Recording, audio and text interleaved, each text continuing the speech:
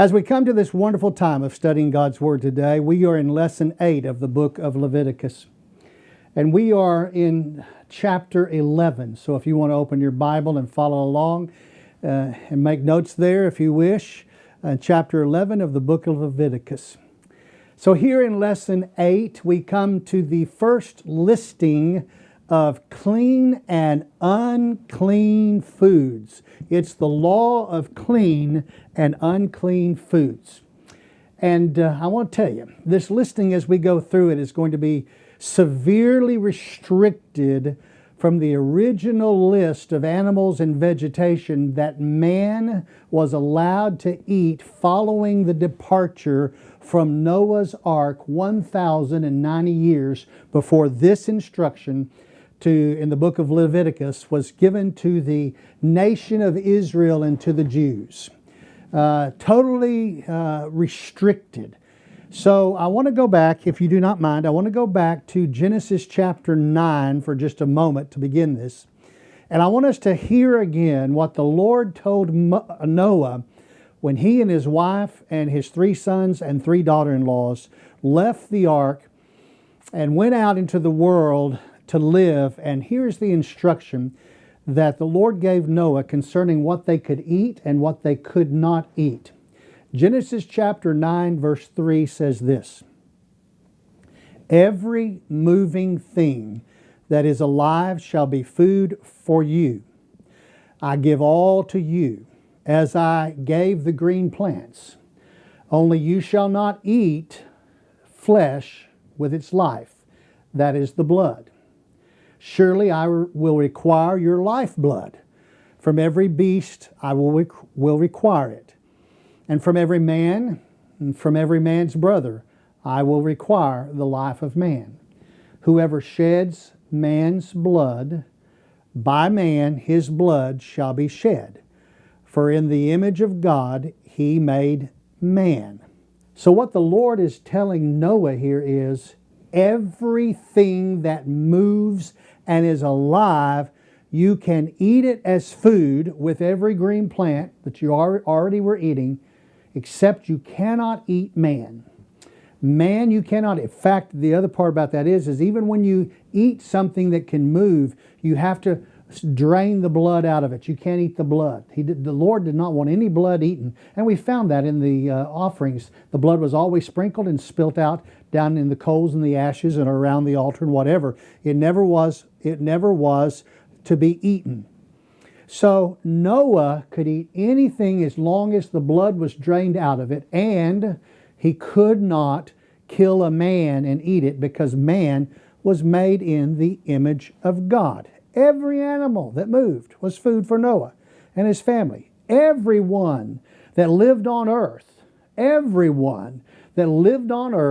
until Leviticus chapter 11, where this instruction is coming, everyone on earth could eat anything that moved except for humans.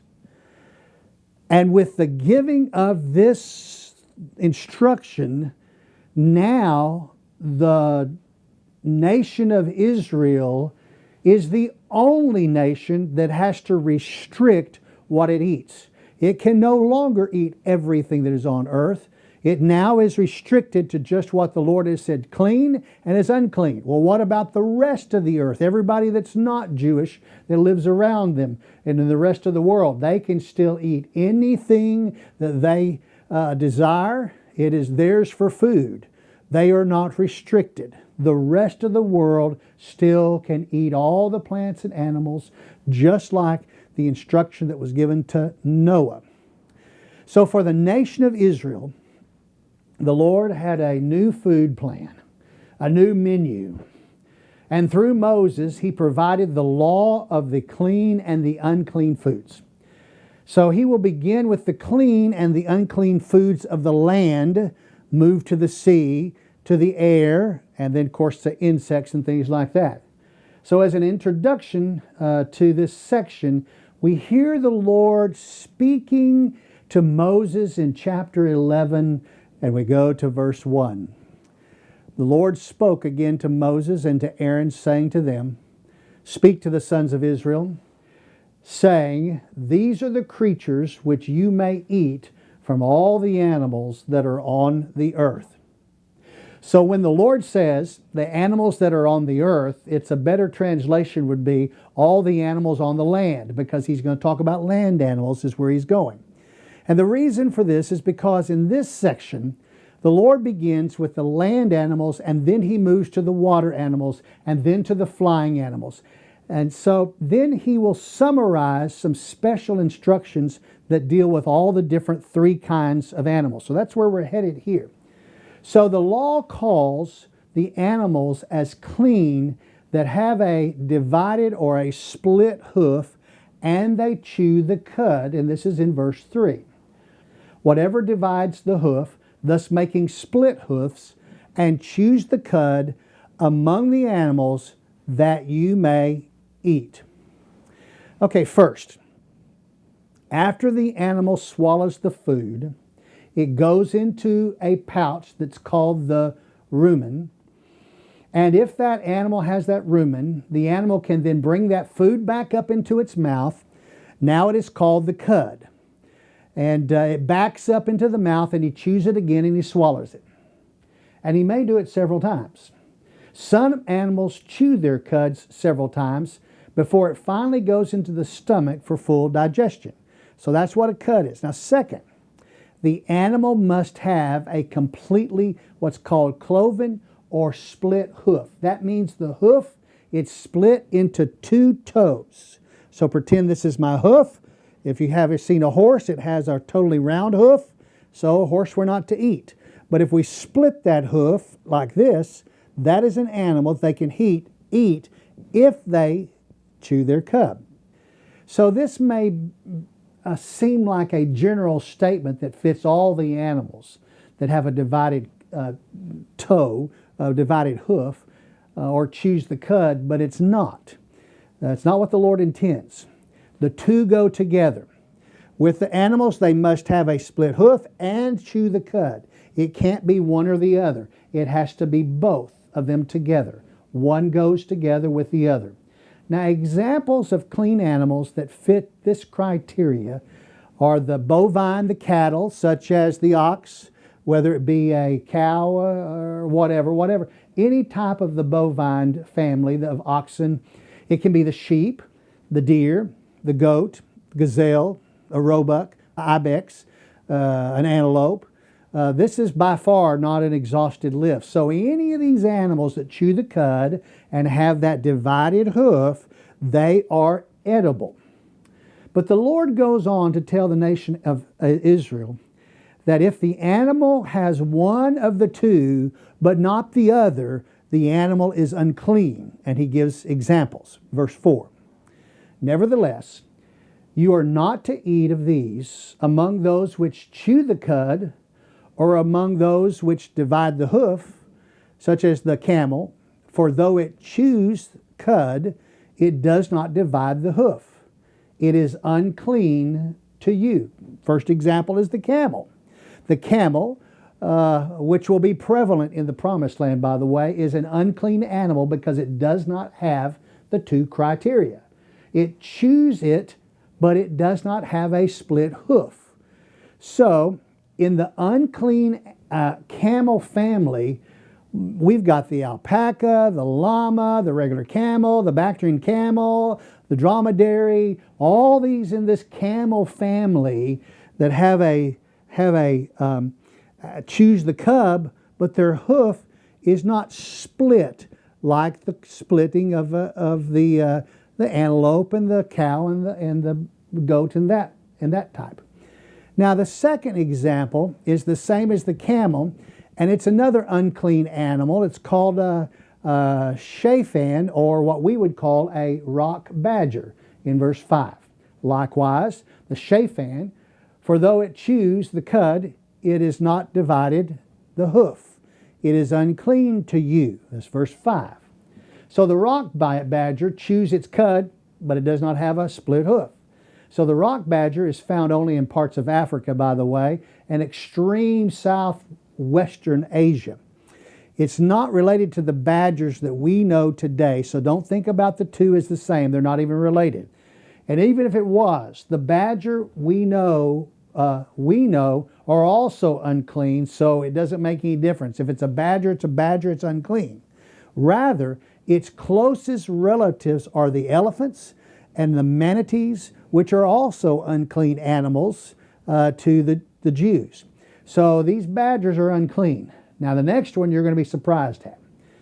The rabbit or the hare is also an unclean food for the Jews. Verse 6. The rabbit also, for though it chews cud, it does not divide the hoof. It is unclean to you.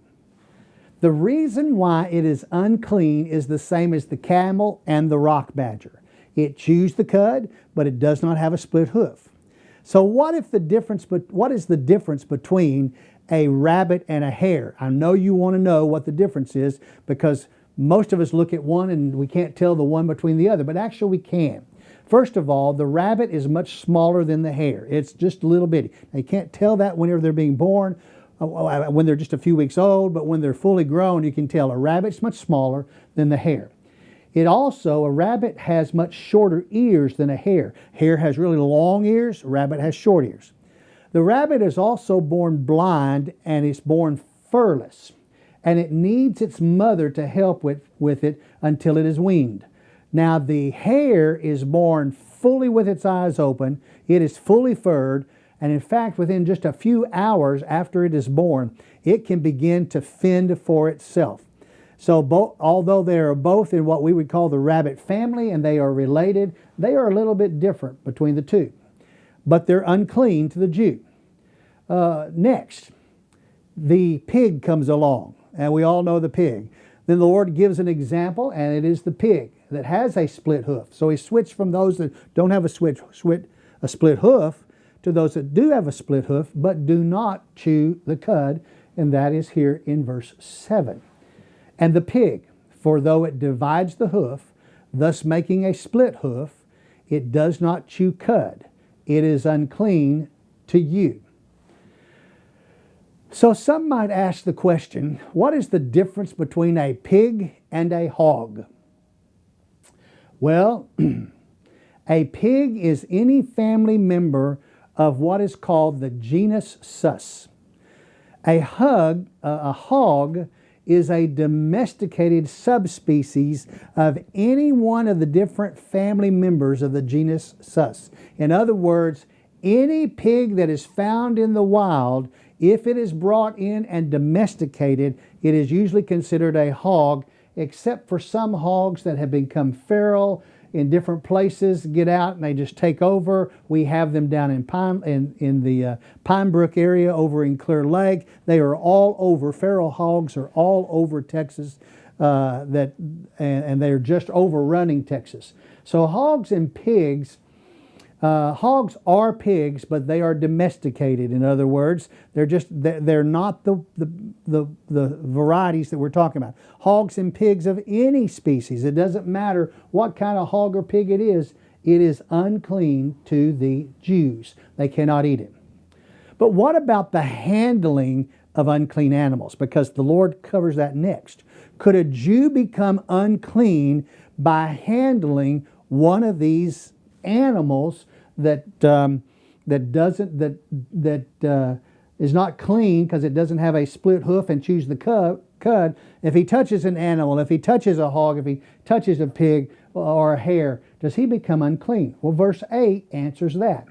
You shall not eat their flesh, nor touch their carcasses, for they are unclean to you. So in other words, a Jew cannot eat one of these unclean animals, and they cannot touch their carcasses. Now the word carcasses means their dead body. So even though they may shoo one away or get one out of the pen or whatever, one of these animals, or they may use them for carrying loads and things like the camel, they are not to eat them, and they are not to touch their dead carcass. As soon as they touch their dead carcass or dead body, they are unclean. So the prohibition at this point in the instruction concerning the handling of these animals does not make them unclean to the Jew, except for they cannot be eaten and their dead bodies cannot be touched. Now, if one of these animals dies, a Jew is not to dispose of the animal. That is not the point of this verse, though. Rather, the point of this verse 8 is that the dead animal, which must be dead to be eaten, cannot be eaten because it is an unclean animal to begin with. So you're not supposed to touch dead animals, and to eat something, you have to touch its dead carcass.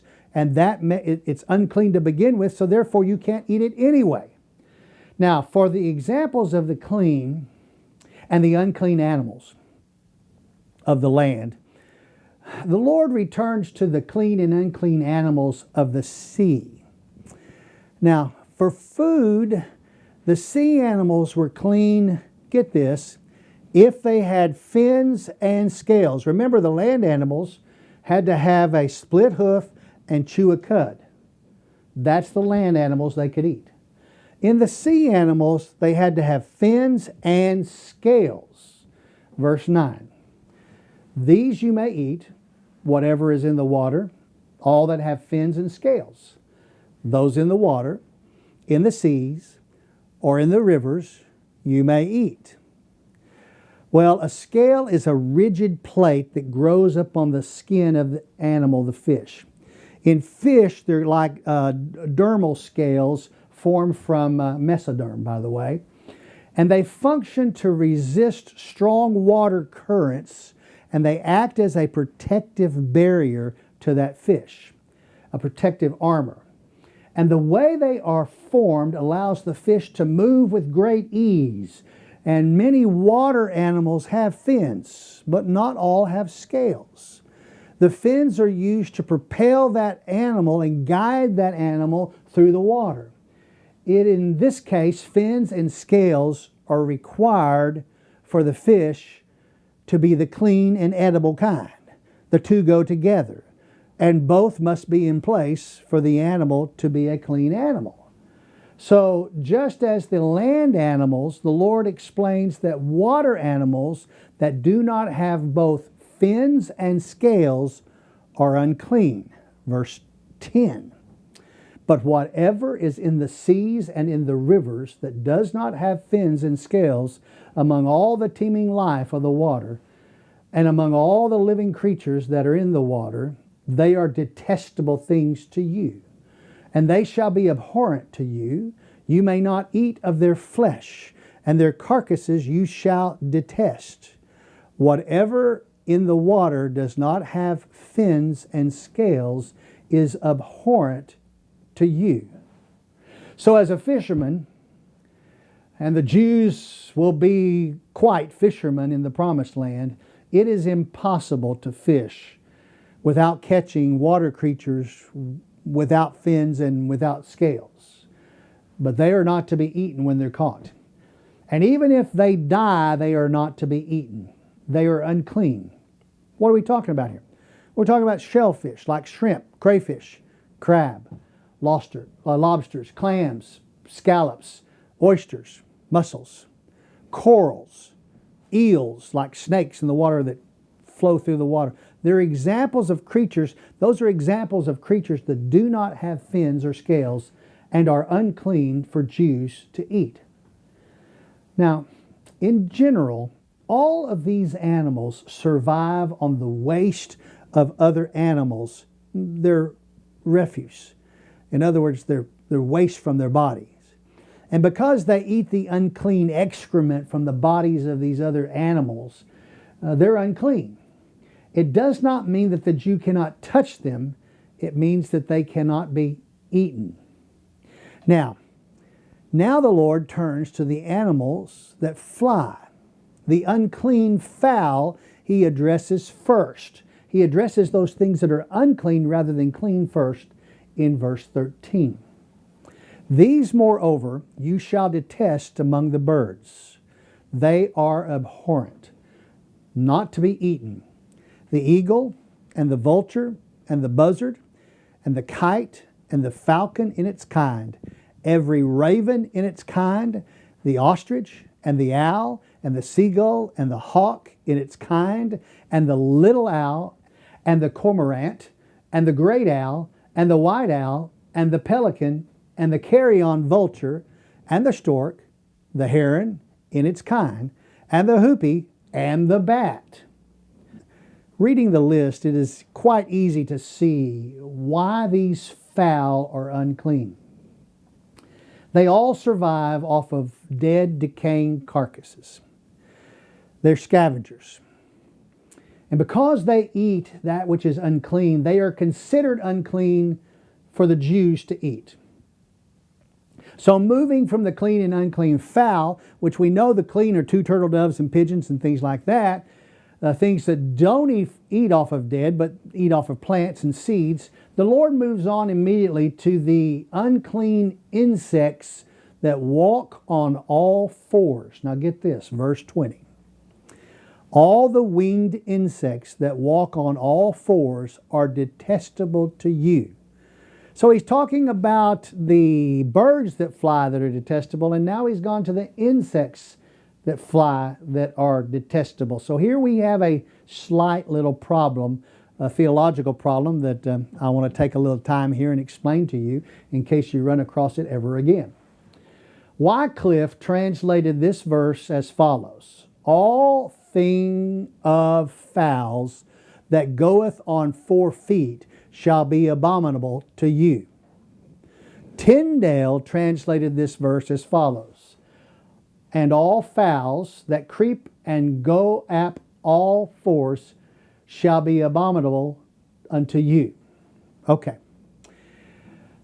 Both used the word fowls, and that was carried on all the way through the King James Bible that I grew up on and I loved, that said, all fowls that creep, going on all fours, shall be an abomination unto you. But all the modern translations, they're using the word insects, including the New King James, which is also one of my favorite Bibles. By the way, you asked me what my favorite Bible is. My favorite Bible is the Bible I have in my hand at the time. All of the Bibles are my favorite Bibles. I have some that are favorite to me for one reason or another for different things, but all Bibles are my favorite Bibles, and I love the New King James and I love the Old King James. When you hear me quote a verse, I struggle to quote it in New American Standard or from the New King James, because I learned all my Bible verses when I was a kid that I truly know by heart when I was standing in the line to go into vacation Bible school back outside the church to get a lollipop, because I knew the Bible verse and I learned them that way and they stayed within my heart. The New King James says it this way: all flying insects that creep on all fours shall be an abomination to you. So which is it? Is it the fowl or is it insects? The Hebrew word used is oph, O-P-H, and it means flying creature. Well, that doesn't help us at all, because it could mean a flying fowl or it could mean a flying insect. But what fowl, I must ask you, what bird do you know that has 4 legs? What bird do you know that has 4 legs?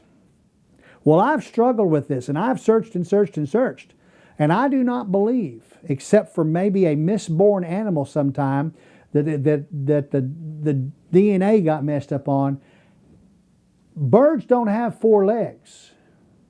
They have 2 sets of a set of feathers and a set of legs that they walk on. And so that's the problem. That adds to the problem. So fowl in the time of Wycliffe and Tyndale, that word meant, and we can look it up because we've got dictionaries that tell us what those meant back in the 1380s and the 1525s. They meant feathered, warm-blooded vertebrates, and that came from the Old English fugl, which came from the Germanic word for bird. We are still not closer to the answer. We're still in a quandary. What is it, a fowl, or is it a bird, or is it an insect? The only flying animals that walk on all fours that is not an insect is a bat. And the bat has already been excluded. It was just listed that it cannot be eaten. It is not a feathered animal. Yet it is a flying creature, and it fits the Hebrew word that it flies. But fowl do not have all fours. Therefore, the translation cannot mean fowl. It must mean insects. But here we run into another problem. All flying insects, let me name some of them. The bee, the honeybee, any bee, the wasp, the hornet, much more. They all have 6 legs. But here's the interesting thing. All these flying insects that have 6 legs, they only use 4 of them for walking. Okay, so not all flying insects are unclean, but they all have 6 legs, but some of them only use 4 for walking. By the way, what do they do with the other 2? Well, with things like ants and bees, they walk on 4 legs, but they use the other 2 to bring stuff up to their face and things like that. Okay, so since not all flying insects are unclean, and the Lord's going to address that, here's where we go to the clean insects, and he talks to us that in verse 21. Yet these you may eat among all the winged insects which walk on all fours, those which have above their feet jointed legs with which to jump on earth. These of them you may eat, the locust in its kind, and the devastating locust in its kind, and the cricket in its kind, and the grasshopper in its kind. So here we finally have clean animals. We find flying animals that walk on 4s that we can eat. They fly, they have legs to jump with.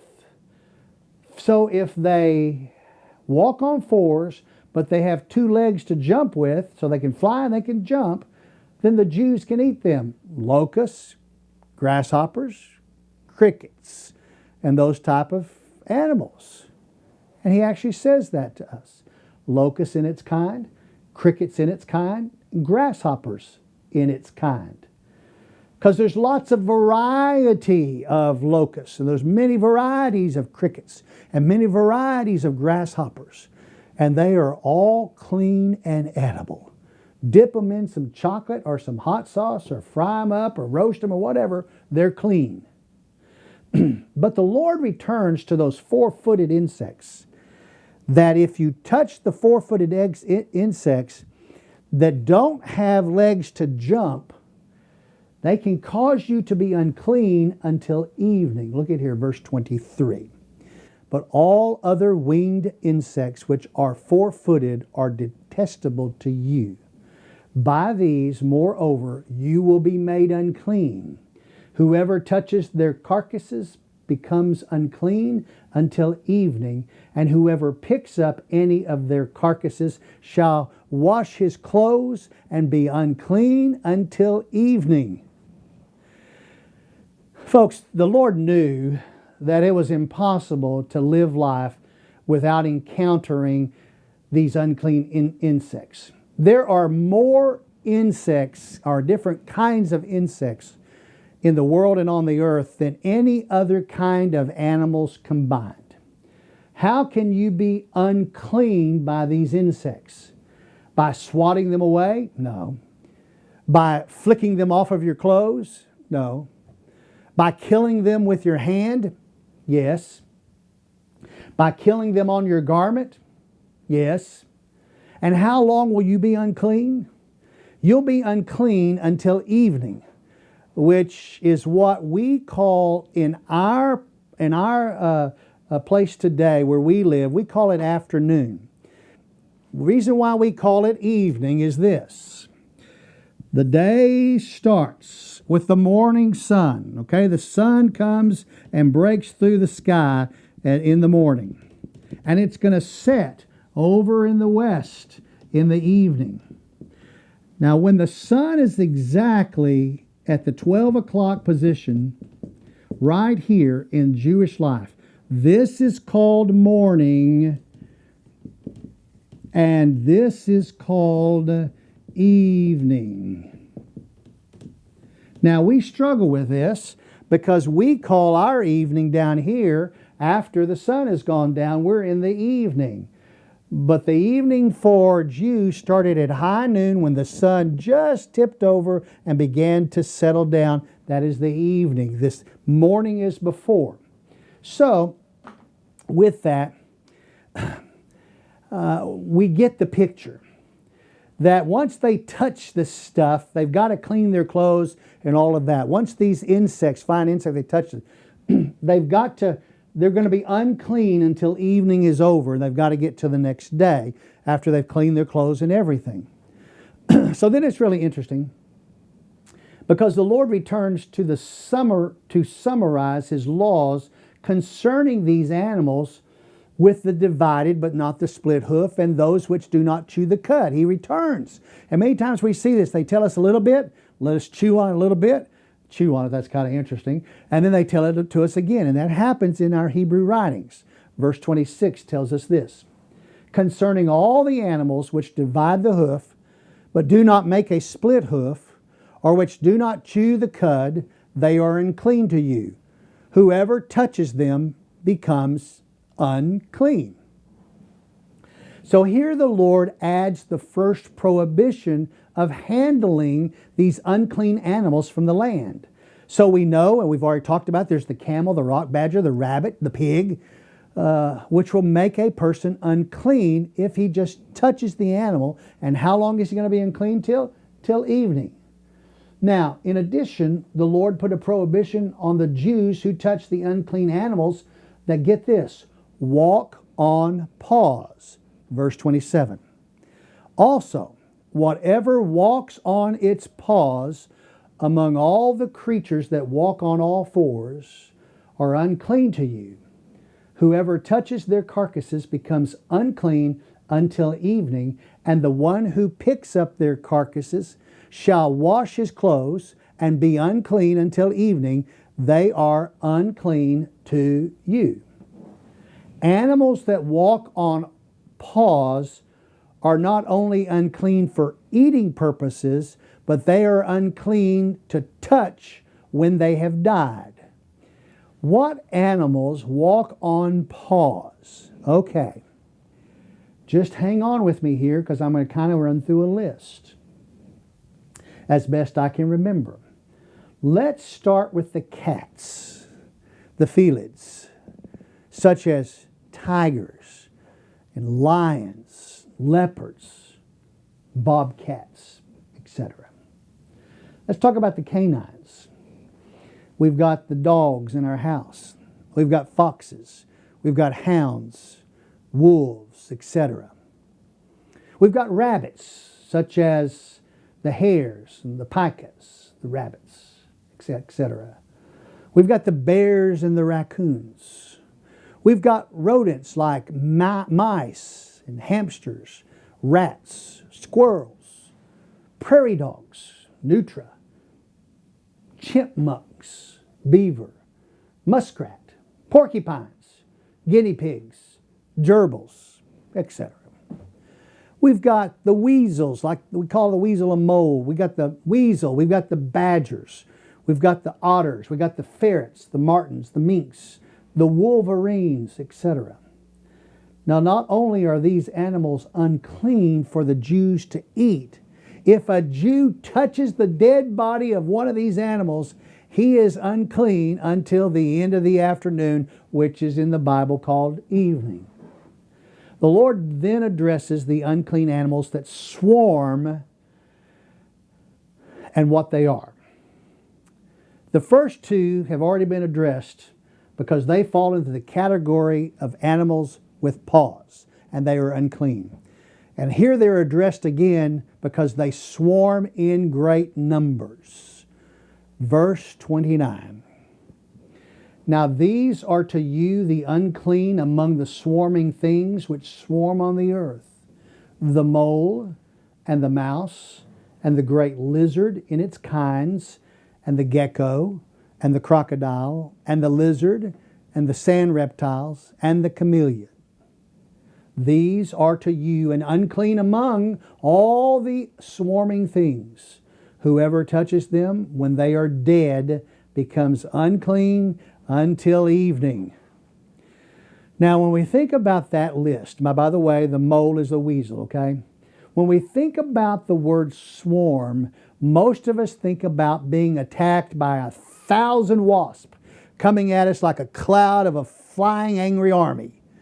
And we think of the action that it's bringing danger our way. But that's not exactly the meaning of the word swarm in this text.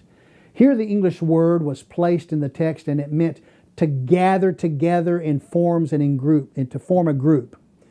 And when we think about these animals that way, we use the definition two for swarm.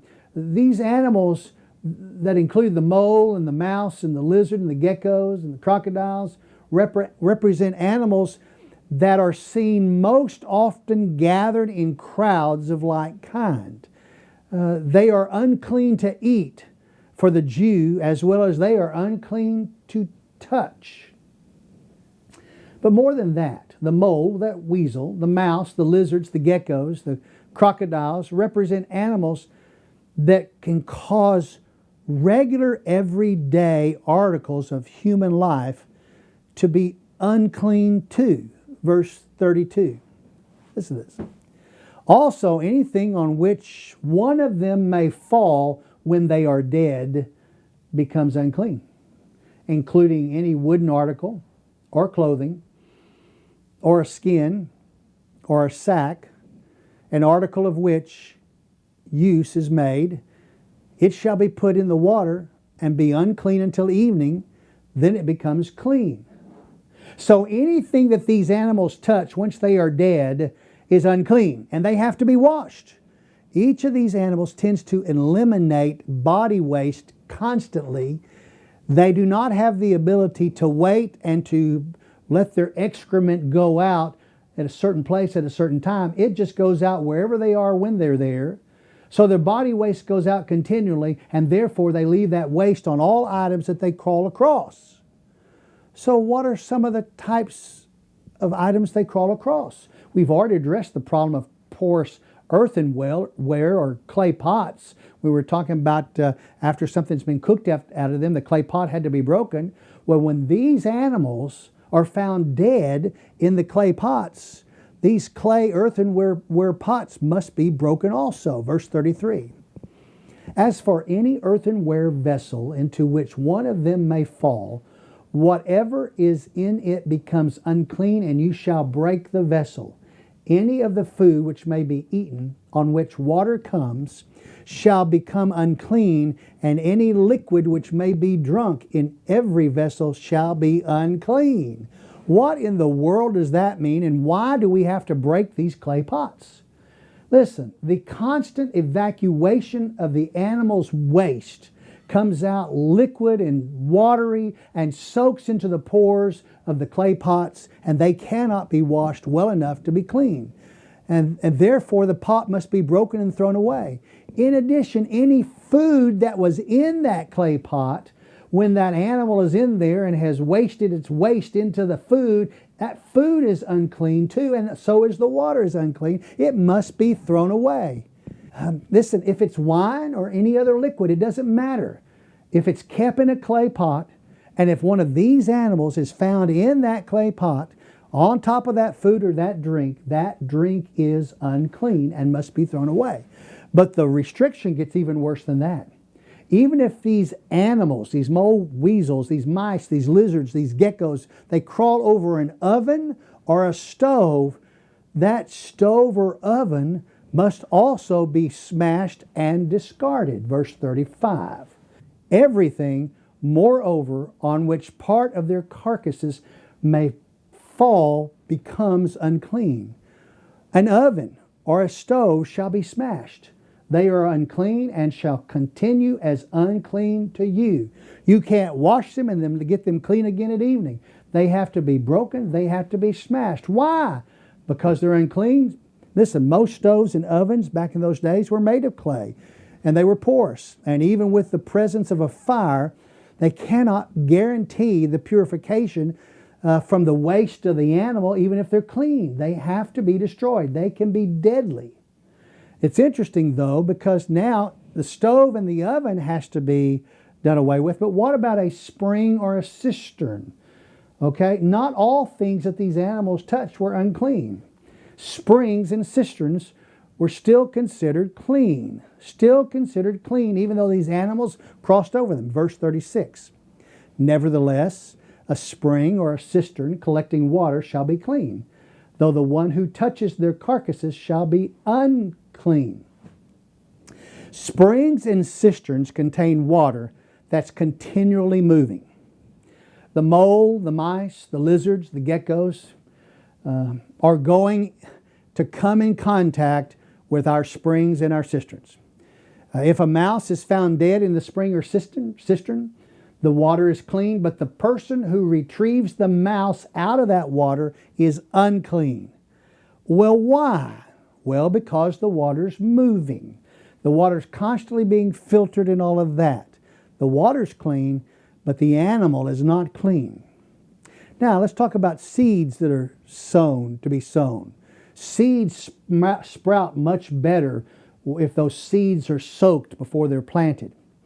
And if the seeds are soaked in water that has been tainted by a dead mole or mouse or a lizard or a gecko, the seeds are still clean to plant. Verse 37. If part of their carcass falls on any seed for sowing, which is to be sown, it is clean. However, the seeds, once they're planted, were not to be tainted by a dead mole or a mouse or a lizard or even a gecko. Verse 38. Though if water is put on the seed and part of their carcasses fall on it, it is unclean to you. So here's what that means. A dead animal can be taken from the cistern or the spring water, and the water is still clean to use to soak the seeds. But if, after the seeds have been soaked, a dead animal is found in the seeds are unclean, and they should not be planted. Once soaked, the seeds can absorb diseases from the dead animal, making these seeds susceptible to being deadly. Therefore, they are unclean.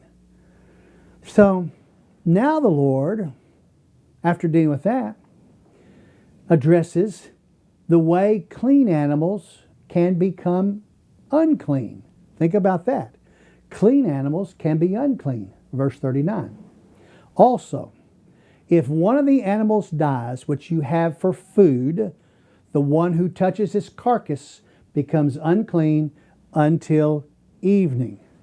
So the ox, the sheep, the goat, the turtle dove, or the pigeons, which die on their own, are not killed properly and drained properly with the blood out of their body, they're considered unclean, and once they're touched, the person is unclean until the end of the afternoon or till the evening is over. So the dead body of any food animal which dies on their own or killed in some way other than by a person that is intentionally killing that animal and processing it properly like they do at the altar, that animal is unclean to eat, even to pick up. So think about that. Let's say you're driving down the road and you're Jewish and you see a goat that is out in the middle of the road and it is dead. You don't know how it was killed. It's unclean to you. You can eat goats, but you can't eat that one because you don't know how it was killed. It is unclean to you. Verse 40. He too, who eats some of its carcass, shall wash his clothes and be unclean until evening. And the one who picks up its carcass shall wash his clothes and be unclean until evening. So if you pick up that goat that's in the middle of the road and eat it, you may be okay, but in the Jewish life, you're unclean. You've got to clean yourself because you're unclean to evening. And just for picking it up, you've got to wash your clothes because you're unclean until evening. Now, the dead animal even causes the clothes of that person picking it up to be unclean. Did you catch that? So finally, the Lord summarizes the law for clean and unclean edible foods in verse 41. Now, every swarming thing that swarms on the earth is detestable, not to be eaten. Whatever crawls on its belly, whatever walks on all fours, whatever has many feet, in respect to every swarming thing that swarms on the earth, you shall not eat them, for they are detestable. Do not render yourselves detestable through any of the swarming things that swarm, and you shall not make yourselves unclean with them, so that you become unclean. For I am the Lord your God. Consecrate yourselves, therefore, and be holy, for I am holy. And you shall not make yourselves unclean with any of the swarming things that swarm on the earth. Well, like a insect that has 1,000 legs, it's unclean. If it swarms or walks, a snake that crawls on its belly, it's unclean. Can't eat it. Now lastly, the Lord gives the reason for his clean and unclean declaration here in verse 45. For I am the Lord who brought you up from the land of Egypt to be your God. Thus you shall be holy, for I am holy. This is the law regarding the animal and the bird and every living thing that moves in the water and everything that swarms on the earth, to make a distinction between the unclean and the clean, and between the edible creature and the creature which is not to be eaten. Wow. Clean and unclean. The law of the clean and the unclean foods. Well, we've got just a few minutes here, and before we go, I want to go on into chapter 12. That chapter is a short chapter, so let's go on into that. It's the law of concerning childbirth. And it's really the law for the mother of a male child or a female child and the time of her uncleanness. And from the law of this, we begin here talking about when a woman gives birth to a male child and how long and why she is unclean in chapter 12, verse 1. Then the Lord spoke to Moses, saying, Speak to the sons of Israel, saying, When a woman gives birth and bears a male child, then she shall be unclean for 7 days. As in the days of her menstruation, she shall be unclean. So the Lord created females to have this time of cleaning of their female organs that are used for reproduction. And it takes 7 days for this cleaning to take place. And during that week, the females are considered unclean, and therefore they are not to have any sexual relationships with their husbands. Now, the law has not been given on this issue to this point in Israel. That's going to come later. Yet this instruction comes as the first indication that during the time that a female body is cleaning itself, the female is considered unclean. Now, this will be addressed again in chapter 15, verse 26. But we'll get to that when we get there. But this 7 days of uncleanness does not have anything to do with the time of her regular body cleaning. This is a regulation for childbirth of a male child. Now, in this passage, we find that the Lord requires a mother of a male child to be considered unclean for 7 days after the birth of the child, in the same way that she is unclean when her body is cleansing itself. So in the same way, but it's not the same reason. During the time of that uncleanness, there are several things that she cannot do besides the prohibition of interacting physically with her husband. These include restrictions on where she can go and what she can do and the things that she can do. Now, being unclean, she cannot cook the clean foods. As soon as she touches them to prepare them for a meal, the foods become unclean. Neither can she participate in holy things that are clean, because her presence will make them unclean. Be that as it may, the uncleanness to this degree is only for the first 7 days. Why? Because on the 8th day of the life of the male child, an important event in the child's life is going to occur, and Moses tells us about that. On the 8th day of every male child's life in the line of Abraham and down through all the ages, the male is to be circumcised. Verse 3. On the 8th day, the flesh of the foreskin shall be circumcised. So the mother is permitted to be present at this holy ceremony because her strict 7 days of uncleanness is over. But even though her uncleanness is over, the law requires 33 more days of purification when a male child is born. Verse 4. Then she shall remain in the blood of her purification for 33 days. She shall not touch any consecrated thing or enter the sanctuary until the days of her purification are complete. So for following this 33 days, or during this 33 days, the mother cannot go to the tabernacle complex for any reason whatever. Now, in the context of Leviticus, it is the tabernacle complex that is consecrated within the camp of the Israelites. And when the text says, nor enter the sanctuary, that word sanctuary means holy, and it's talking about that tabernacle complex which has been consecrated and segregated for the purpose of being holy. As such, the holy would be the place of the offerings around the front of the tent of meeting where that holy basin of water is and the brazen altar. This law applies especially to the wives of the priest who would be allowed to enter that curtained off area of the tabernacle complex to eat meals with their priestly families in the holy places.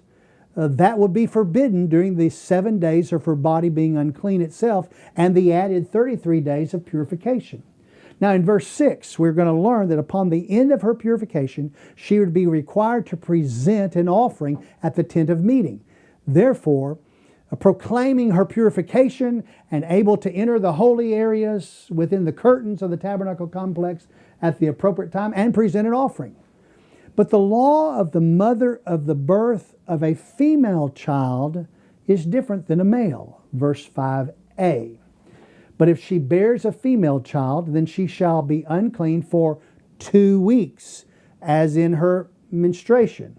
Menstruation only lasts for 1 week.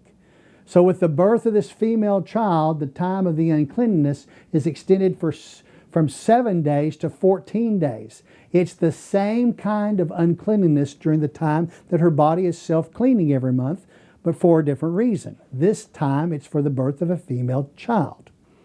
Now in addition, the days of a mother's purification are extended from 33 days for a male child to 66 days for the birth of a female child.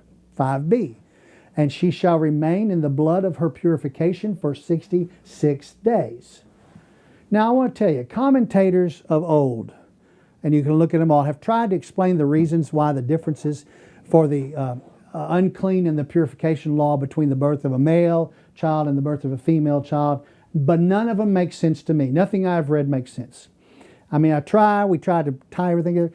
However, no doubt commentators have made much about it, stating the difference between the status of the cultures between a male and a female birth and the after effects of a mother's body or on a mother's body, but the tales cannot be proven.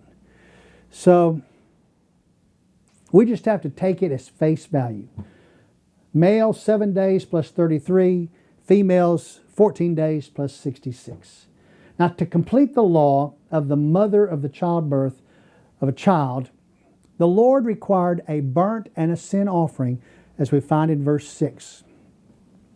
When the days of her purification are complete, for a son or for a daughter, she shall bring to the priest at the doorway of the tent of meeting a 1-year-old lamb for a burnt offering and a young pigeon or a turtle dove for a sin offering. Then he shall offer it before the Lord and make atonement for her, and she shall be cleansed from the flow of her blood. This is the law for her who bears a child, whether male or female. So upon the end of her purification, 33 days for the birth of a male, 66 days for the birth of a female, the mother delivers a lamb or a pigeon or a turtle dove, let me put that again, a lamb and a pigeon or a turtle dove to the door of the tent of meeting, and she is now clean and can enter that holy place, that sacred place, that consecrated tabernacle complex. And the offering is the same for a male or for a female child. The lamb will be a burnt offering, presented at the north side of the brazen altar, because that's where sheep and lambs are offered. The mother will place her hands on the head of the lamb and kill it. The priest will catch some of the blood, sprinkle it around the offering, pour the rest at the basin of the altar. He will then stoke the fire. The mother will take the skin off and skin that animal and cut the lamb up. The legs and the entrails will be washed in the basin of water, and the whole animal, every part of it except for the hide, is put on the brazen altar where it is burnt all night long until it is down to ashes. The priest will be then given the hide. Then the turtle dove or the pigeon will be given to the priest at the west side of the brazen altar, where he will wring the neck of the first one but not tear it off. He will sprinkle some of the blood around the altar. He'll tear off the wings, and he'll take the wings and the feathers and the crop and throw them down into the coals and the ashes. And then he'll lay the bird up on the brazen altar where it will be burnt, and it is a sin offering. We know these things because we've studied the offerings. We don't have to look them up. Now, this passage will become especially important in timing the birth of Jesus. He was born in Bethlehem, you remember, and the family stayed there for the until the eighth day when Jesus was circumcised. The night of the eighth day, the angel told Joseph to take his family to Egypt, which, by the way, was not very far away, to get across the Egyptian line, to escape the wrath of Herod. So Joseph, Mary, and Jesus left in the middle of the night. Now, in the days that followed, the babies in Bethlehem were killed when Herod sent an army to kill them. Herod also kills his son and that son's mother. Herod then dies on April the 4th of 4 BC. Joseph is then told by an angel that he can return to Israel because Herod is dead. 33 days after the circumcision of Jesus, they head for Egypt. 33 days later, after sometime in the middle of that, Herod has died. Joseph, Mary, and Jesus arrive at the temple in Jerusalem with her purification offerings. It would have taken the family at least 3 days to travel from the border of Egypt to Israel to Jerusalem. What is the conclusion? The conclusion is this. The birth of Jesus had to occur in March of 4 BC in order for all the days to fall in line with this law of purification offering at the temple in Jerusalem. But that is for another story. If you want to hear more than that, go to my study in Luke. But not every female could afford a lamb to give as a purification offering. So just as with most of the required offerings, the Lord always has an alternative for an offering in case the person is poor. And here we look at this in verse 8. But if she cannot afford a lamb, then she shall take 2 turtle doves and 2 young pigeons, one for the burnt offering, the other for the sin offering, and the priest shall make atonement for her, and she will be clean. So because we know the offerings presented in chapters 1 through chapter 7, with this alternative offering, the head of the first bird is snapped, but it's not taken off, and yet the crop is removed, blood is spilt out, the head is broken back of his head and still held on, the front's nipped, blood spilled out. The head of the second bird is wrung completely off because it's a burnt offering, and they're put on the brazen altar, and they're all burned to a crisp. The feathers and the crop is put down into the coals and the ashes where that goes, and they're totally, because it's a burnt offering and a sin offering of birds. So that we already know. Now I've got to get to this one next thing for you. Next, Moses covers with the Lord covers the law of dealing with leprosy. And it is a huge section of this book. Leprosy. Why? Because they're fixing or about to face it as they go off to take the promised land the first time, which they're not successful. But leprosy is going to happen in the camp along the way, and we'll deal with that in our next lesson. Lord, thank you for the reading of God's Word, and I ask your blessing upon it. In your name, amen and amen.